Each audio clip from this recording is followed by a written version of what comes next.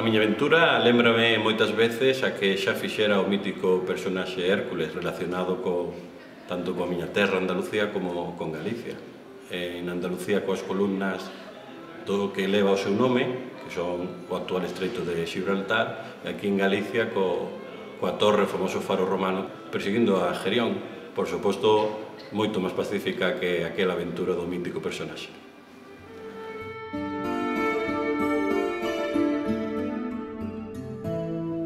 Eu son andaluz, nacín nunha vila pequena, agora xa é bastante grande, da Costa do Sol, que está a fronteira con Cádiz pola costa, chamase Manilva, e ali pasei a miña niñez.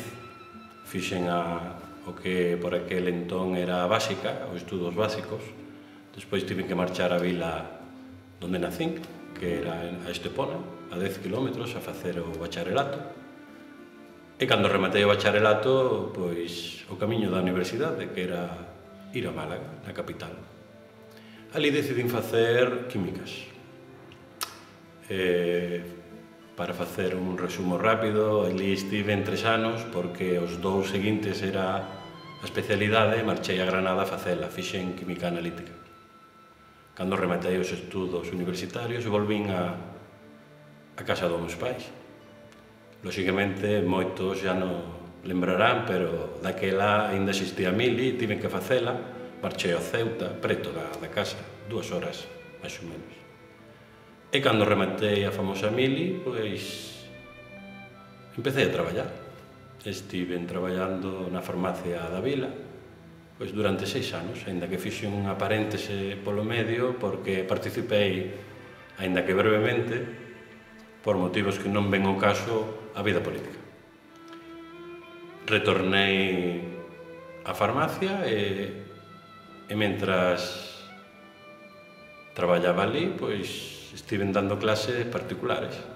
De feito, traballei dando clases particulares incluso cando estudaba na universidade. Cando cortei coa miña vida, porque eu o que pretendía certamente era ser profesor, e xa veía que non o ia facer, porque cando un xa ten un traballo estable, pois vai deixando de lado todas as propostas que ten en mente. Pois xa digo, cando cortei, por motivos personais, cheguei aquí a Galicia, concretamente a Santiago de Compostela, en febreiro de 2003. E empecé a botar currículums por las distintas farmacias, que era o que tiña feito, e tamén, como traballei moito en pasantías, pois tamén botei moitos currículos en academias e colexios privados. Xa é un traballo, precisamente, de profesor nunha academia, onde empecé a traballar. E, mentres estaba a traballar, pois saiu unhas oposicións dese mesmo ano que se convocábanse para facer en xuño, con tan mala sorte, no senso de que era o primeiro ano, de que había que aprobar o galego, tiñamos a obriga de aprobar o galego para continuar na oposición. Lóxicamente, eu que vin de fora, sen coñecemento algún, pois tomei non moi malamente. A miña chega primeira cara ao galego foi moi negativa. Grazas á miña dona, que animoume, ela é galego falante, empezamos a ler libros e a preparar traducións. Basicamente usamos o Galván e Saor. Logo, entereime de que había prazas e tempo para apuntarme a los cursos de iniciación de galego, e apunteime. Aproveitei ben o tempo, e grazas ao traballo feito en casa, e máis ao curso, onde limos varios libros, entre eles quero destacar o Morning Star de Xosé Miranda, aínda que tamén limos o Crime en Compostela, e máis Cando petan a porta pola noite. Fui perdendo a negatividade cara ao galego, conforme fun entrando na vida do galego, pois fun perdendo a negatividade, certamente.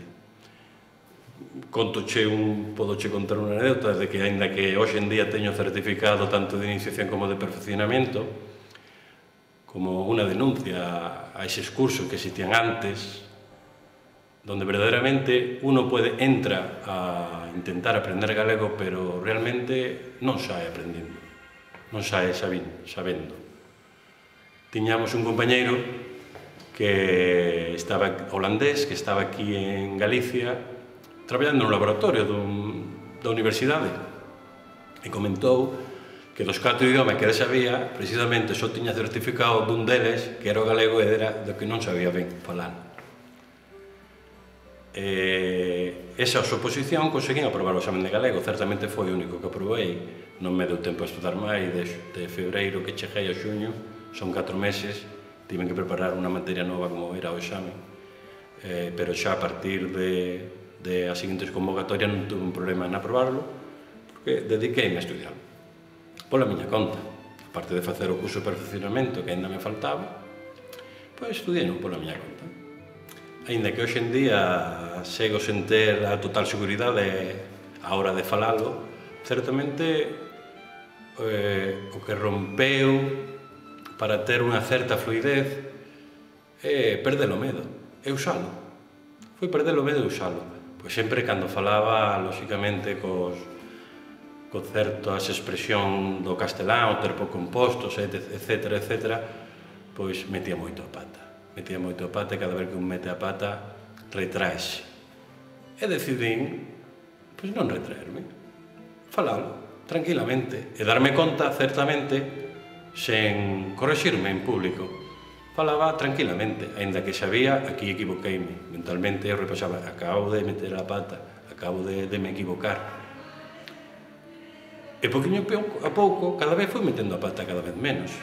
E iso foi, a nivel oral, a miña evolución cara ao galego.